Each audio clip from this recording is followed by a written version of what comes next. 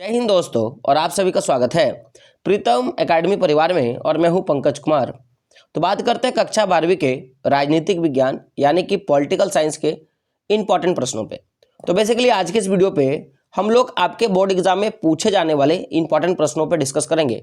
और इस वीडियो में टोटल 70 से प्लस हम लोग ऑब्जेक्टिव प्रश्नों को देखने वाले हैं। तो वीडियो बहुत मजेदार है, शुरू से लेकर लास्ट तक देख लीजिएगा, जिससे आपके चैप्टर 1 से लेकर चैप्टर 4 तक के जितने भी इंपॉर्टेंट हैं वो आपका यहां से क्लियर हो जाएगा। फिर बारी बारी से हम लोग सब्जेक्टिव प्रश्नों पे भी डिस्कस करने का काम करेंगे। तो सबसे पहला प्रश्न क्या है आपका कि ये जो कोल्ड वॉर था यानी कि शीत युद्ध है, तो शीत युद्ध की शुरुआत कब से मानी जाती है? तो जो प्रथम और द्वितीय विश्व युद्ध हुआ, तो द्वितीय विश्व युद्ध के बाद जो है आपका जो है शीत युद्ध का शुरुआत माना गया है। तो ऑप्शन नंबर 1 आपका क्या होगा? 1945 के बाद का आपका आंसर हो जाएगा। अगला प्रश्न है आपका कि कौन से दो गुटों के बीच में शीत युद्ध चला था? तो आपको पता होगा कि जो दो गुट थे, एक तो धुरी राष्ट्र, दूसरा क्या था? मित्र राष्ट्र। तो जब धुरी राष्ट्र के ऊपर मित्र राष्ट्र कब्जा कर लेते हैं, उसके बाद कई सारे बातों को लेकर चर्चा होता है कि आपको ये करना है, आपको ये नहीं करना है, मैं इन सारे क्षेत्रों पे मैं अपना अधिकार करूंगा। तो ऐसे कई जगह पे देखा गया और उसके बाद जो मित्र राष्ट्र था उसी पे फूट हो गया।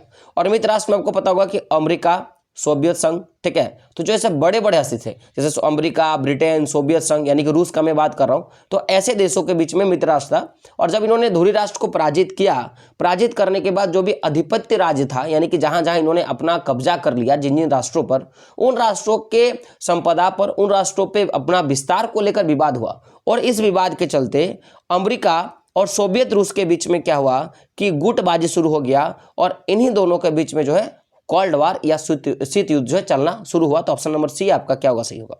अब यह प्रश्न पूछा गया है, यह प्रश्न आपके सब्जेक्टिव प्रश्नों पे भी आ सकता है। प्रश्न क्या है आपका कि शीत युद्ध के प्रमुख कारण कौन से रहे? यानी कि जो शीत युद्ध हुआ था, कोल्ड वॉर जो हुआ था, उसके मेजर इफेक्ट या जो मेजर आपके कारण है उसके बारे में पूछा है। तो याद रखिएगा, शीत युद्ध का जो सबसे पहला कारण था कि अमेरिका एवं सोवियत बीच के बीच में जो सैद्धांतिक बातें थी, यानी कि जो चीजें उनको लग रहा था कि ये करना चाहिए, उस पर मतभेद हो गया।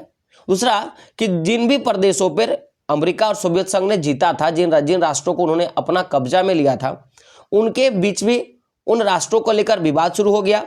और साथ ही साथ जब युद्ध चल रहा था, जब प्रथम और दूसरा विश्व युद्ध चला, उस समय जो भी निर्णय लिया गया था, है ना, जो भी कानून बनाया गया था, उन सारे नियमों पे अतिक्रमण होना शुरू हो गया। अमेरिका अपना फायदा देखने लगा और सोवियत रूस जो है अपना फायदा देखने लगा। इन सभी कारण के कारण जो है आपका दूसरा विश्व युद्ध हुआ था। यानी कि पहला कारण हम लोग क्या बोल सकते हैं? पहला कारण हो गया आपका अमेरिका एवं सोवियत संघ के बीच में सैद्धांतिक मतभेद। दूसरा क्या हो गया? विजित प्रदेशों पर आधिपत्य संबंधित विवाद और युद्धकालीन निर्णयों का अतिक्रमण, यानी कि ऑप्शन नंबर आपका क्या होगा? 4। इन सभी कारणों के कारण जो है शीत युद्ध जो है होने का हुआ था। अगला प्रश्न है नाटो की स्थापना कब हुआ? यानी कि बोलते हैं क्या बोलते हैं? नॉन इंडियन अलायंस जिसको बोलते हैं ना, तो नाटो का स्थापना था अप्रैल 1949 में। ऑप्शन नंबर आपका क्या होगा? ए जो होगा आपका सही होगा। अब नाटो की स्थापना का मुख्य उद्देश्य, भाई नाटो का स्थापना हुआ था तो उसका मेजर कारण क्या है? तो याद रखिएगा, पश्चिमी यूरोप में सोवियत संघ के प्रभाव को रोकना या उसे कम करने के लिए क्या था? आपका नाटो का स्थापना हुआ था। तो ऑप्शन नंबर आपका सी जो होगा आपका सही हो जाएगा। अगला प्रश्न है कि जिस समय नाटो की स्थापना हुआ था उस समय कितने सदस्य देश थे इसके? तो याद रखिएगा 12। कितने थे? 12 सदस्य देश थे। ठीक है, चलिए आगे बात करते हैं। अगला प्रश्न 7 नंबर का कि क्यूबा मिसाइल संकट के समय अमेरिका का जो राष्ट्रपति था, वो प्रेसिडेंट जो था, वो कौन था? जब ये क्यूबा मिसाइल संकट हुआ था ना, क्यूबा पर जब मिसाइल हमला हुआ था, उस समय अमेरिका का जो आपका प्रेसिडेंट था, राष्ट्रपति था, वो आपका कौन था? यह प्रश्न है। उस समय था कि जॉन एफ कैनेडी। कौन था? John F Kennedy. Option number A आपका क्या होगा? सही हो जाएगा। अगला प्रश्न है आपका शीत युद्ध के समय शक्ति के कितने केंद्र थे? यानी कि जो शक्ति था ना, जो पूरा का पूरा शक्ति था, वो कितने जगहों पे बटा था? तो दो जगहों पे, है ना। शीत युद्ध के समय एक तो सोवियत रूस और दूसरा क्या था? अमेरिका। दो उस समय थे, पावरफुल देश थे, और दोनों के बीच में इस बात के लिए होड़ था ना कि पूरे विश्व पे वर्चस्व किसका रहेगा। ठीक है, ऑप्शन नंबर क्या होगा? सी जो होगा आपका सही होगा। अगला प्रश्न क्या है कि सोवियत संघ में समाजवादी शासन की स्थापना कब हुई? सोवियत संघ में ये जो समाजवादी शासन है ना, उसकी स्थापना कब होती है? तो 1917 में। ऑप्शन नंबर ए आपका क्या होगा? सही हो जाएगा। अगला प्रश्न है आपका कि आपका प्रश्न है कि 1917 में रूस में समाजवादी राज्य की स्थापना किसने किया था? 1917 में जो समाजवादी स्थापना हुआ था, यानी कि सोशलिस्ट जो है आपका राज्य बना, है ना, डेमोक्रेसी बना, तो उसका स्थापना किसने किया था, ये आपका प्रश्न है। तो याद रखिएगा इसका स्थापना लेनिन के द्वारा किया गया था। तो रूस में साम्यवाद का, सामाजिकवाद क्या, साम्यवाद है ना। तो ये जो सोवियत संघ में जो साम्यवाद की स्थापना है 1917 में होता है, और साम्यवाद का जो 1917 में स्थापना हुआ उसको स्थापित करने का जो श्रेय है वो लेनिन को जाता है। यानी कि साम्यवाद के उदय का जो मेन जो है आदमी है उसका नाम क्या है, लेनिन है। ठीक है, बात करते हैं आगे। अगला प्रश्न है आपका, क्यूबा के मिसाइल संकट के समय सोवियत संघ के प्रधानमंत्री कौन थे। तो हम लोगों ने देखा था कि अमेरिका का जो प्रधानमंत्री था वो जॉन एफ केनेडी था। तो अब सवाल है कि जब ये घटना घटा, क्यूबा मिसाइल संकट हुआ, तो उस समय ये जो सोवियत संघ है उसका आपका प्रधानमंत्री कौन था, प्राइम मिनिस्टर कौन था, ये आपका सवाल है। तो 11 का आंसर क्या होगा, ऑप्शन नंबर सी, निकिता खुर्शिचेव। कौन था, निकिता खुर्शिचेव, याद रखिएगा। 2 प्रश्न पूछे जाते हैं। एक तो क्यूबा मिसाइल संकट के दौरान अमेरिका का राष्ट्रपति कौन था, तो जॉन एफ केनेडी, और सोवियत संघ का प्रधानमंत्री कौन था, तो निकिता खुर्शिचेव। याद रखिएगा ऑप्शन नंबर सी आपका क्या होगा, सही होगा। अगला प्रश्न है आपका कि नाटो से संबंधित कौन सा सही विकल्प है, नाटो से संबंधित कौन सा सही विकल्प है, तो ऑप्शन नंबर क्या होगा, बी, उत्तर अटलांटिक संधि संगठन, यानी कि नॉर्थ अटलांटिक है ना संधि संगठन बोलते हैं। तो ऑप्शन नंबर बी आपका क्या होगा, सही हो जाएगा। अगला प्रश्न है आपका कि किसके प्रयास से गुट निरपेक्षता की नीति अस्तित्व में आई थी। यानी कि जो गुट निरपेक्षता है, यानी कि हम लोग किसी के गुट में नहीं रहेंगे, इस भावना का जो नीति है ना वो क्या है कि गुट निरपेक्ष है ना, गुट निरपेक्ष की नीति का जो अस्तित्व है वो किसके बोलने पर आया था। तो उस समय जो है ना एक मूवमेंट चला था कि जब पूरा विश्व 2 बड़े शक्तियों के अधीन जाने के लिए तत्पर थे, अमेरिका का और सोवियत रूस का। तो उस समय कई ऐसे अविकसित देश थे जिनको लगा था कि अगर हम लोग किसी एक के लिए अगर हम लोग जा रहे हैं या किसी एक के लिए जा रहे हैं तो अगला पार्टी जो है गुस्सा हो जाएगा। तो जब अगला पार्टी गुस्सा हुआ तो हमें ऐसा नहीं करना चाहिए। इसके चलते जो है आपका जवाहरलाल नेहरू है ना, क्या आपका गुलाम अब्दुल नासिर है ना, मार्शल जोसेफ ब्रिज टिटो, तो ये सारे ऐसे कई सारे नेता थे जिन्होंने एक नई नीति का आप क्या बोलते हैं उदय किया, जिसको बोलते हैं गुट निरपेक्ष, यानी कि हम लोग किसी के गुट में नहीं है। तो ऑप्शन नंबर आपका क्या हो जाएगा, डी जो होगा सही होगा।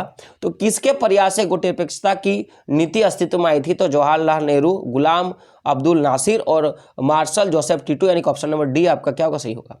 अगला प्रश्न है आपका, मार्शल योजना क्या था। ये जो मार्शल योजना था ये क्या था आपका प्रश्न है। तो याद रखिएगा कि यूरोप के देशों को पुनर्निर्मित हेतु अमेरिका की सहायता लेना, यही आपका क्या था, मार्शल योजना था। ऑप्शन नंबर ए आपका क्या होगा, सही होगा। अगला प्रश्न है, शीत युद्ध का चरम बिंदु किसे माना जाता है। शीत युद्ध का जो चरम बिंदु है वो किसे माना जाता है, तो याद रखिएगा ये हो जाएगा आपका option number C, Cuba missile संकट। ऑप्शन नंबर सी आपका क्या होगा, सही हो जाएगा। अगला प्रश्न है कि प्रथम गुटनिरपेक्ष सम्मेलन के अध्यक्ष कौन थे। ये जो प्रथम गुटनिरपेक्ष हुआ उस सम्मेलन का आपका अध्यक्ष कौन था, तो याद रखिएगा 16 का आंसर हो जाएगा option number D, Marshal Tito.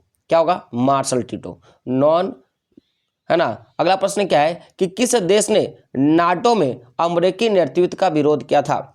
यह प्रश्न पूछा गया प्रश्न है कि किस देश ने नाटो में अमेरिका के प्रतिनिधित्व का जो है विरोध किया था। तो 17 का याद रखिएगा ऑप्शन नंबर क्या हो जाएगा आपका, ऑप्शन नंबर क्या हो जाएगा, बी। क्या हो जाएगा, बी, फ्रांस। तो फ्रांस ने क्या किया था कि अमेरिका का नाटो में जो है ना, नाटो जो है यानी कि आपका है उत्तरी अंटार्कटिक संधि संगठन जो है आपका, इसका विरोध कर दिया था कि भाई आप जो है ना अमेरिका जो है इसका नेतृत्व नहीं कर सकता। किसने किया था, फ्रांस ने किया था। अगला प्रश्न है आपका, गुट निरपेक्षता की नींव रखने में किस भारतीय नेता का प्रमुख योगदान है। किस भारतीय नेता का प्रमुख योगदान है, तो याद रखिएगा Pandit Jawaharlal Nehru. Option number C आपका क्या होगा, सही होगा। अगला प्रश्न है आपका कि गुट निरपेक्ष देशों का शिखर सम्मेलन नई दिल्ली में कब आयोजित किया गया। ये जो गुट निरपेक्ष देश हैं उनके लिए दिल्ली में एक सम्मेलन हुआ था जिसको बोलते हैं शिखर सम्मेलन।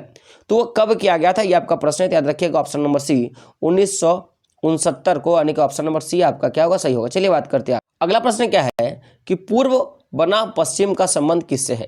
ये जो पूर्व बनाम पश्चिम का बात चलता है वो किससे है, तो याद रखिएगा इसका है शीत युद्ध से। किससे, शीत युद्ध से संबंध है। चलिए बात करते हैं। आपका चैप्टर 2 शुरू होता है, ठीक है। तो चैप्टर 2 का जो सबसे पहला प्रश्न है आपका कि बर्लिन की दीवार कब बनी थी। ये जो बर्लिन की दीवार है वो कब बनी थी, तो याद रखिएगा 1965 को। ऑप्शन नंबर बी आपका क्या होगा, सही हो जाएगा। अगला प्रश्न है कि सोवियत संघ कितने गणराज्य को मिलाकर बना है, यानी कि कितने अलग अलग राज्यों को मिलाकर अलग अलग जो है आपके गणराज्य, यानी कि अलग अलग एक प्रकार का हम लोग बोल सकते हैं कि राष्ट्रों को मिलकर एक देश बना, जिसको सोवियत रूस या सोवियत संघ बोलते हैं। तो ये कितने गणराज्यों को मिलाकर जो है बना है? तो ऑप्शन नंबर क्या हो जाएगा? डी, 12। कितना हो जाएगा? 12। चलिए बात करते आगे। अगला 12 नहीं होगा, क्या हो जाएगा आपका? ऑप्शन नंबर बी हो जाएगा 15। कितना हो जाएगा? 15। अगला प्रश्न क्या है आपका कि सोवियत संघ में किस पार्टी का स्थापना हुआ था? सोवियत संघ में किस पार्टी का शासन था? प्रश्न क्या है कि सोवियत संघ में किस पार्टी का शासन था, यानी कि वहां पे शासन करने का अधिकार किस पार्टी को है? तो 3 का आंसर क्या हो जाएगा? Option number B, communist party. और कम्युनिस्ट पार्टी का स्थापना किसने किया था? लेनिन ने, अभी हम लोगों ने देखा था। अगला प्रश्न है आपका कि सोवियत संघ में शामिल देशों को क्या कहा गया है? सोवियत संघ में जो भी देश शामिल है उसको क्या कहा गया है? पहली दुनिया, दूसरी दुनिया, तीसरी दुनिया, इनमें से कोई नहीं। तो 4 का आंसर क्या हो जाएगा? ऑप्शन नंबर बी, क्या क्या बोला गया? दूसरी दुनिया। और पहली दुनिया कौन है? तो जो अमेरिका के साथ मिला था। अगला प्रश्न है सोवियत संघ का विघटन कब हुआ और इसी के साथ शीत युद्ध का भी समाप्ति होता है? याद रख लीजिएगा, सोवियत संघ का विघटन कब हुआ? तो 5 का आंसर हो जाएगा ऑप्शन नंबर ए, 1991 में। कब हुआ था? 1991 में। अगला प्रश्न है आपका कि सोवियत संघ के विघटन के बाद उसकी सुरक्षा परिषद की अस्थायी सदस्यता किसे दे दी गई? याद रखिएगा, देखिए कितना अच्छा प्रश्न है कि जब सोवियत संघ का विघटन हो गया 1991 में, उस समय जो इसका सुरक्षा परिषद है उसका अस्थायी सदस्यता किसे दे दिया गया? तो पोलैंड को, यूक्रेन को, बेलारूस को और क्या है? रूस को। तो 6 का आंसर क्या हो जाएगा? 6 का आंसर क्या हो जाएगा? ऑप्शन नंबर डी, किससे दिया गया? रूस को दे दिया गया। किसे दे दिया गया? रूस को दे दिया गया। अगला प्रश्न है बर्लिन की दीवार को किसने गिराया था? जो बर्लिन की दीवार है इसे गिराने का काम किसने किया था? तो 7 का आंसर क्या हो जाएगा? ऑप्शन नंबर बी, आम जनता ने। क्या हो जाएगा? आम जनता ने। चलिए बात करते हैं आगे। अगला प्रश्न है 8 नंबर का कि सन 1991 में सोवियत संघ का विघटन के उपरांत कौन सा देश महाशक्ति के रूप में उभर कर सामने आया था? तो देखिए 8 का आंसर क्या हो जाएगा? Option number C, America. ठीक है, अमेरिका जो था वो उभर कर आया था। अगला प्रश्न है सोवियत अर्थव्यवस्था की प्रकृति के बारे में कौन सा कथन गलत है? यानी कि जो सोवियत संघ का जो पूरी की पूरी अर्थव्यवस्था थी, जो 15 देशों का एक गुट था ना, तो इन गुट का जो अर्थव्यवस्था था उसके बारे में क्या गलत है? तो पहले हम लोग सही को छांटते हैं। ठीक है, तो देखिए 9 का जो आपका जो ऑप्शन क्या है कि सोवियत अर्थव्यवस्था में समाजवाद प्रभावशाली विचारधारा था। जी हाँ, अभी हम लोगों ने देखा था लेनिन ने स्थापना किया था, तो ये तो आपका सही होता है। अगला क्या है उत्पादन के साधनों पर राज्य का स्वामित्व था। जी हाँ, यह भी बात सही था।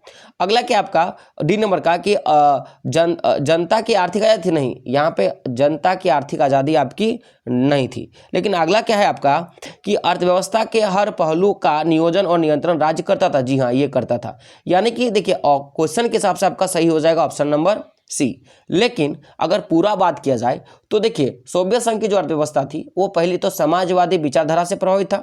यहाँ पे उत्पादन पे राज्य का स्वामित्व था और जनता को आर्थिक आजादी नहीं था। ठीक है, और अगला क्या था कि अर्थव्यवस्था के हर पहलू का नियोजन और नियंत्रण जो था वो केवल और केवल राज्य करता था। याद रख लीजिएगा। अगला प्रश्न है आपका कि सोवियत संघ के विभाजन के बाद रूस का प्रथम निर्वाचन राष्ट्रपति, यानी कि पहला चुना गया है ना, इलेक्शन किया गया आपका जो है आपका प्रेसिडेंट कौन था? ये आपका प्रश्न है। तो 10 का आंसर क्या हो जाएगा? ऑप्शन नंबर बी, क्या होगा? यातसेन। क्या होगा? यातसेन। पहला जो निर्वाचित जो आपके राष्ट्रपति थे उनका नाम क्या था? यातसेन। ठीक है, चलिए बात करते हैं आगे। अगला प्रश्न है 11 नंबर का। क्या प्रश्न है 11 नंबर का? प्रश्न क्या आपका देख सकते हो कि आपका प्रश्न है ब्रेजनेव किस देश के राष्ट्रपति थे? प्रश्न है आपका कि ब्रेजनेव जो है वो किस देश के राष्ट्रपति थे? तो याद रखिएगा 11 का आंसर हो जाएगा ऑप्शन नंबर सी, सोवियत संघ का। सोवियत संघ का क्या था? आपका राष्ट्रपति था। स्टालिन संविधान कब लागू हुआ? एक संविधान लागू हुआ था, इसको बोलते हैं स्टालिन संविधान। वो आपका कब लागू हुआ? तो याद रखिएगा ऑप्शन नंबर आपका क्या हो जाएगा? बी। क्या हो जाएगा? ऑप्शन नंबर बी, 1936 में। कब हुआ था? 1936 में। अगला प्रश्न है आपका क्या आपका क्या गलवानोस्त व पेरेस्ट्रोइका के मंत्र किसने दिए थे? ये जो 2 मंत्र है गलवानोस्त और पेरेस्ट्रोइका का मंत्र जो है देने का काम किसने किया था? तो याद रखिएगा ऑप्शन नंबर सी, कौन दिया था? गोर्बाचोव देने का काम किया था। कौन दिया था? गोर्बाचोव दिया था। अगला प्रश्न है आपका दूसरी दुनिया के देशों में किस प्रकार के देश आते थे? ये जो दूसरी दुनिया थी, पहली में तो अमेरिका था, और जो दूसरी दुनिया था यहाँ पे किस प्रकार के देश आते थे? तो याद रखिएगा कि विकासशील देश आते थे। कौन आते थे? विकासशील देश। तो ऑप्शन नंबर आपका क्या हो जाएगा? ऑप्शन नंबर आपका क्या हो जाएगा, ऑप्शन 14 का क्या हो जाएगा। देखिए यहाँ पे जितने भी देश थे ना वो साम्यवादी देश थे, और विकासशील देशों में गुटनिरपेक्ष देश आते थे विकासशील देशों में, और जो पूंजीवादी देश थे उनमें जो है प्रथम जो है आपका प्रथम दुनिया आता था, पहला दुनिया आता था। ये बात याद रखिएगा। मैंने क्या बोला कि 3 दुनिया था।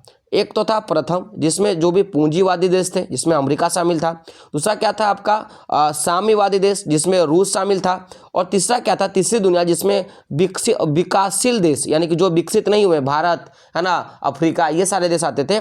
तो याद रखिएगा, पहली दुनिया में पूंजीवादी देश, दूसरी दुनिया में साम्यवादी देश, और तीसरी दुनिया में विकासशील देश जो थे शामिल थे। अगला प्रश्न है आपका कि पूर्व साम्यवादी देशों ने कौन सी व्यवस्था अपनाई थी। जो पूर्व का जो साम्यवादी देश है इन्होंने कौन सा व्यवस्था अपनाया था, तो याद रखिएगा उदारवादी व्यवस्था। ऑप्शन नंबर सी आपका क्या होगा, सही होगा। तो 15 का आंसर क्या हो जाएगा, ऑप्शन नंबर सी। अगला प्रश्न है आपका कि खुरुश्चेव ने 1955 में किसे भारत का अभिन्न अंग बनाया था। तो 16 का आंसर क्या हो जाएगा, ऑप्शन नंबर बी, गोवा को। क्या होगा, गोवा। क्या हो जाएगा, गोवा। चलिए बात करते हैं, यहाँ से बात करते हैं चैप्टर 3 को लेकर। तो क्या है प्रश्न कि किस अमेरिकी राष्ट्रपति ने नई विश्व व्यवस्था का चित्र प्रस्तुत किया था। एक न्यू इकोनॉमिक जो है आपकी ऑर्डर यानी कि नई विश्व व्यवस्था का चित्र जो है किसने प्रस्तुत किया था विश्व के समक्ष। याद रखिएगा, ऑप्शन नंबर सी क्या होगा, जॉर्ज बुश। क्या होगा, जॉर्ज बुश। अगला प्रश्न है आपका कि 1996 में तालिबान ने किस राज्य में अपना शासन स्थापित किया जिसे 2001 में अमेरिका ने मिटा दिया था। तो याद रखिएगा 2 का आंसर क्या हो जाएगा, ऑप्शन नंबर डी, क्या होगा, अफगानिस्तान। तो 1996 में तालिबान ने क्या किया था, अफगानिस्तान पे अपना जो है आधिपत्य स्थापित कर दिया था। तो अमेरिका ने क्या किया, 2001 में घुसा और ये तालिबान को पूरी तरह से अफगानिस्तान से हटा देने का काम किया।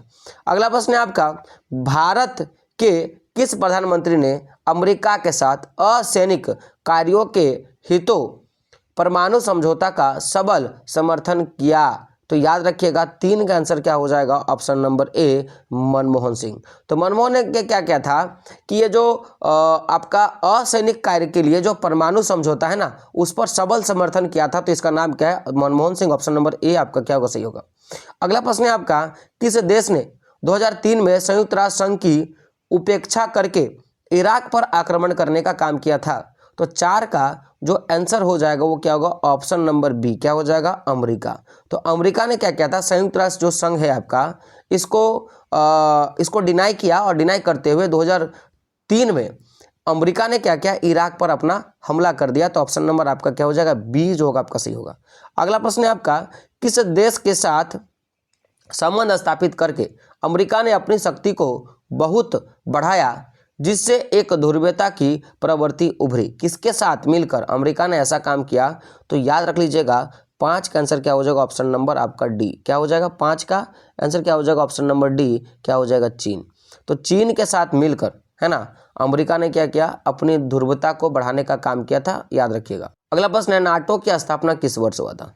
नाटो का स्थापना जो है किस वर्ष हुआ था। तो 1949 में हुआ था, अप्रैल 1949, अभी हम लोगों ने पढ़ा था। अगला प्रश्न है आपका कि अमेरिका के वर्ल्ड ट्रेड सेंटर पर आतंकवादियों का हमला कब हुआ था। प्रश्न बड़े कई पर पूछा गया है कि अमेरिका का जो वर्ल्ड ट्रेड सेंटर है उस पर आतंकियों का हमला कब हुआ था। तो याद रखिएगा 11 सितंबर 2001। कब हुआ था, 11 सितंबर 2001, यानी कि ऑप्शन नंबर ए आपका क्या होगा, सही होगा। अगला प्रश्न है आपका कि संयुक्त राज्य अमेरिका में कुल कितने राज्य हैं। संयुक्त राज्य अमेरिका में कुल कितने राज्य हैं। तो 8 का आंसर हो जाएगा, ऑप्शन नंबर बी, कितना हो जाएगा, 50। कितना हो जाएगा, 50। अगला प्रश्न है आपका, विश्व को इंटरनेट की सुविधा किस देश ने दी है। विश्व को इंटरनेट की जो सुविधा वो किस देश ने दी है। तो संयुक्त राज्य अमेरिका ने दी है। तो ऑप्शन नंबर डी आपका क्या होगा, सही होगा। अगला प्रश्न क्या आपका कि संयुक्त राज्य अमेरिका के वर्तमान राष्ट्रपति कौन है। संयुक्त राज्य अमेरिका के जो वर्तमान राष्ट्रपति है कौन। ऑप्शन क्या है, George Bush, bill Clinton, Donald Trump, और क्या आपका जोसेफ रॉबिन बाइडेन, है ना। तो जॉर्ज बाइडेन इसको बोलते हैं।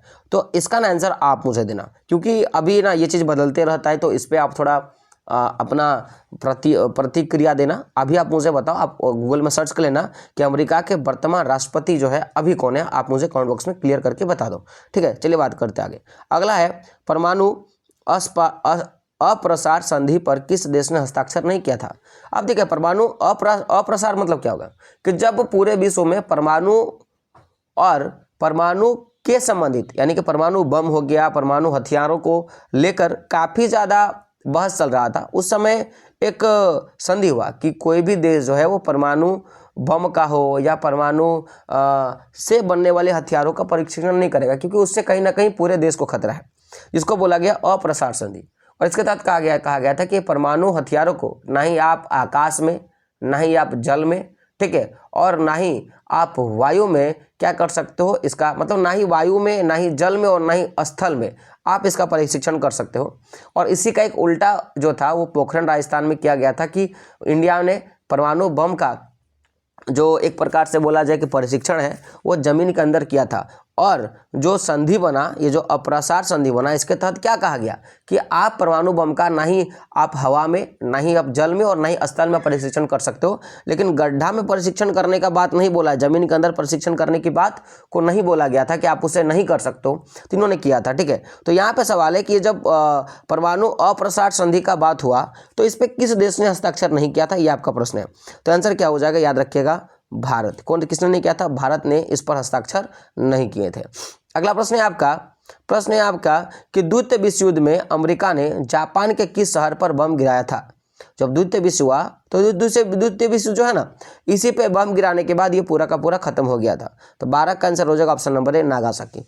हिरोशिमा जो है आपका, जो नागासाकी है, यहीं पे बम गिराया था जापान का, जिसके बाद द्वितीय विश्व युद्ध जो है खत्म हो गया था। अगला प्रश्न है कि निम्न में से किस देश ने खुले द्वार की नीति को अपनाया था? निम्न में से किस देश ने खुले द्वार की नीति को अपनाने का काम किया था? 13 का आंसर क्या होगा? ऑप्शन नंबर डी, चीन।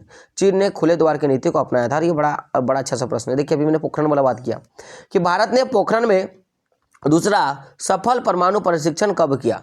भारत ने पोखरण में दूसरा सफल परमाणु परीक्षण कब किया, ये आपका प्रश्न है। तो 14 का आंसर क्या हो जाएगा? ऑप्शन नंबर सी, क्या हो जाएगा? 1998। और पहला कब किया था, आप मुझे आंसर में बता देना। चलिए बात करते हैं आगे।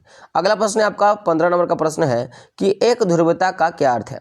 एक ध्रुवता का क्या अर्थ है? अमेरिका के हाथों में शक्ति, एक दुनिया, रोमनों के हाथों में शक्ति, इनमें से कोई नहीं। तो 15 का आंसर क्या होगा? ऑप्शन नंबर ए, अमेरिका के हाथों में आपका क्या होगा? शांति बोलो या शक्ति बोलो, ऑप्शन नंबर ए आपका क्या होगा? सही हो जाएगा। चलिए बात करते हैं आगे।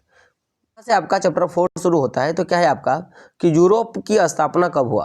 ये जो यूरोपीय संघ है उसका स्थापना कब हुआ? तो याद रखिएगा ऑप्शन नंबर सी, क्या हो जाएगा आपका? 1992 में। कब हुआ था? 1992 में। अगला प्रश्न है आपका कि सोवियत संघ के कौन 2 सदस्य सुरक्षा परिषद के अस्थायी सदस्य? सोवियत संघ के कौन 2 सदस्य सुरक्षा परिषद का जो है वो अस्थायी सदस्य, ये आपका प्रश्न है। तो 2 का आंसर हो जाएगा ऑप्शन नंबर ए, ब्रिटेन और फ्रांस जो है अस्थायी सदस्य है। अगला प्रश्न है यूरोपीय आर्थिक सहयोग संगठन, यूरोपीय आर्थिक सहयोग संगठन का स्थापना कब किया गया? तो 3 का आंसर होगा ऑप्शन नंबर बी, 1948 में। कब का बात है? 1948 में। अगला प्रश्न है यूरोपीय आर्थिक समुदाय की स्थापना कब हुई? यूरोप में आर्थिक समुदाय का स्थापना कब हुआ? यह प्रश्न है, तो याद रखिएगा ऑप्शन नंबर है 1957 में। कब हुआ था? 1957 में। अगला प्रश्न है आपका कि यूरोपीय संघ के 2 सदस्य देश ब्रिटेन और फ्रांस किसके अस्थायी सदस्य हैं? ये जो 2 है, ब्रिटेन और फ्रांस है ना, किसके अस्थायी सदस्य है? तो अभी हम लोगों ने दिखा था कि सुरक्षा परिषद का अस्थायी सदस्य है। तो ऑप्शन नंबर ए आपका क्या होगा? सही होगा। अगला प्रश्न है आपका यूरोपीय संसद का पहला प्रत्यक्ष चुनाव कब हुआ था? यूरोपीय संसद का जो पहला प्रत्यक्ष चुनाव हुआ था वो कब हुआ था? तो याद रखिएगा आपका ऑप्शन नंबर क्या होगा? सी, 1979। यानी कि आपका क्या होगा? 79 है ना। आपका ऑप्शन नंबर सी क्या होगा? सही हो जाएगा। जर्मनी का एकीकरण कब हुआ? जर्मनी का एकीकरण कब हुआ, ये आपका प्रश्न है। तो 7 का आंसर क्या हो जाएगा? ऑप्शन नंबर डी, अक्टूबर 1990 में। अगला प्रश्न है कि निम्नलिखित में से कौन सा देश परमाणु शक्ति संपन्न नहीं है? इसमें से कौन सा ऐसा देश जिसके पास परमाणु शक्ति उसके पास परमाणु शक्ति है ही नहीं? तो 8 के रखिएगा ऑप्शन नंबर डी, ठीक है। भारत के पास, पाकिस्तान के पास, चीन के पास परमाणु शक्ति है, लेकिन नेपाल के पास कोई भी परमाणु शक्ति नहीं है। अगला प्रश्न है आपका नई मुद्रा यूरो को जनवरी 2002 में किस देश ने अपनाने का काम, कितने देशों ने अपनाने का काम किया था यूरो को? तो 9 का आंसर हो जाएगा आपका ऑप्शन नंबर ए, 12 देशों ने अपनाने का काम किया था। अगला प्रश्न है, सन 1949 में यूरोपीय परिषद की स्थापना क्यों हुई थी? सन 1949 में जो यूरोपीय परिषद है उसका स्थापना क्यों किया गया था? तो याद रखिएगा कि राजनीतिक सहयोग के लिए। ऑप्शन नंबर ए आपका क्या होगा, सही हो जाएगा। चलिए बात करते आगे। अगला प्रश्न है, यूरोपीय संघ 2005 ईस्वी तक दुनिया का क्या बन गया था? सबसे बड़ी राजनीतिक व्यवस्था, सबसे बड़ी आर्थिक व्यवस्था, सबसे बड़ी सैन्य बन गई थी, या इनमें से कोई नहीं? तो 11 का आंसर क्या होगा? ऑप्शन नंबर बी क्या होगा, सबसे बड़ी अर्थव्यवस्था बन गई थी। ऑप्शन नंबर बी आपका क्या होगा, सही होगा। अगला प्रश्न है आपका, खुले द्वार की नीति। खुले द्वार की नीति किसने अपनाया था? तो 12 का भी हम लोगों ने पढ़ा था, चीन ने क्या किया था? खुले द्वार की नीति को अपनाने का काम किया था। अगला प्रश्न है आपका, यूरोपीय संघ के झंडे में सितारों की संख्या कितनी है? यूरोपीय देश के संघ में सितारों की संख्या कितनी है? 12। और इसमें क्या है, 12 जो देश है वो 12 इसके जो है इसके अंदर के जो मिले हुए जो संयुक्त राष्ट्र है या जो इनके राष्ट्र है उनके बारे में बताने का काम करता है। तो ऑप्शन नंबर ए जो बी जो होगा आपका सही हो जाएगा। 13 का आंसर हो जाएगा ऑप्शन नंबर बी जो होगा सही होगा। 14 का प्रश्न है आपका कि यूरोपीय संघ और एशिया में आसियान का उदय किस रूप में हुआ था? यूरोप में जिस प्रकार का यूरोपीय संघ है उसी प्रकार एशिया में जो आसियान का उदय हुआ था, तो किस लिए हुआ था? एक दमदार शक्ति के रूप में, सामान्य रूप में, शांति एवं सहकारी व्यवस्था कार्यक्रम में, इनमें से कोई नहीं। तो 14 का आंसर होगा ऑप्शन नंबर सी क्या हो जाएगा, शांतिपूर्व एवं सहकारी व्यवस्था के क्रम में हुआ था। तो ऑप्शन नंबर सी आपका क्या होगा, सही होगा। 15 का आंसर क्या है आपका? 15 का आंसर है कि सन 1978 ईस्वी में ओपन डोर यानी कि खुले द्वार की नीति किसने चलाई थी? तो देखिए ये तो चीन ने चलाया था ना, तो चीन ने तो चलाया था ओपन डोर नीति यानी कि खुले द्वार की नीति को चलाया था कितना में? 1978 में। तो अब सवाल कि ये किसने चलाया था, आपका ये प्रश्न है। तो 15 का आंसर क्या होगा? ऑप्शन नंबर सी क्या हो जाएगा, देंग सियाओपेंग। ऑप्शन नंबर सी क्या होगा, देंग सियाओपेंग। ऑप्शन नंबर सी आपका क्या होगा, सही होगा।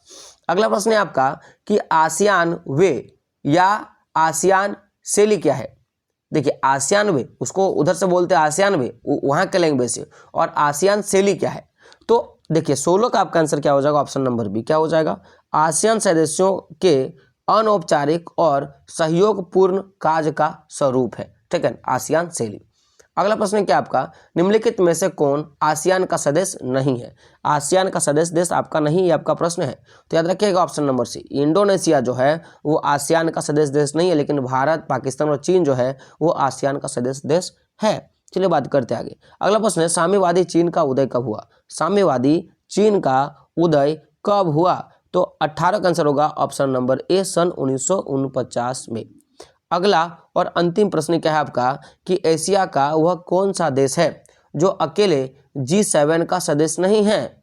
अकेला G7 का सदस्य नहीं है, तो याद रखिएगा जापान। कौन है? जापान। लेकिन चीन, भारत और पाकिस्तान जो है G7 का सदस्य देश है।